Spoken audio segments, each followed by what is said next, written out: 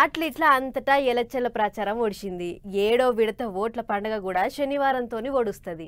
ఆ టెంక మిగిలింది ఇక ఫలితాలే.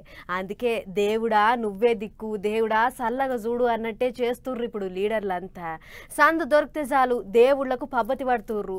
చేసే ప్రయత్నం చేసినము ఇక నువ్వే చూసుకోవాలి అన్నట్టు దేవుళ్ళను కోరుతుర్రు. ఇన్నొద్దులు పబ్లిక్ను మొక్కిర్రు, ఇక ఇప్పుడు దేవుళ్ళను మొక్కుతుర్రు అన్నట్టు మోడీ సార్ కన్యాకుమారి పోతున్నాడట. మనం కూడా అట్లా పోయొద్దాం పారి. అరే ఆడా ఈడా అని కాదు, 2-3 నెలల సంది దేశం అంతా మైకులు మారు మోగినాయి. పల్లెలు పట్టణాలనే తేడా లేకుండా గల్లీ గల్లీల ధూమ్ ధామ్ గట్టిగా నడిచింది. లీడర్ల ముచ్చట్లతోని పార్టీల ప్రచారాలతోని దుమ్ము దుమారం లేచింది. దేశమంతా ఓట్ల జాతర గట్టిగా నడిచింది.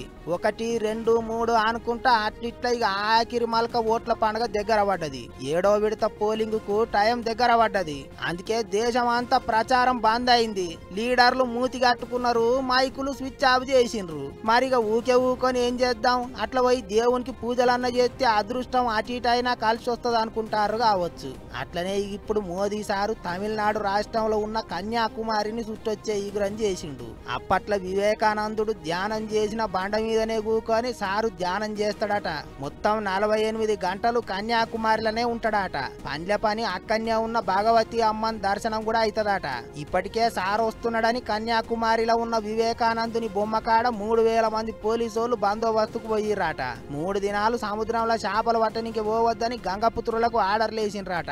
అప్పట్లో 1892లో వివేకానందుడు ఈ కన్యాకుమారిలో సముద్రం ఒడ్డుకున్న బండ మీదనే 3 పగళ్ళు 3 రాత్రులు ఊకొని ధ్యానం చేసి జ్ఞానం సంపాదించిండట.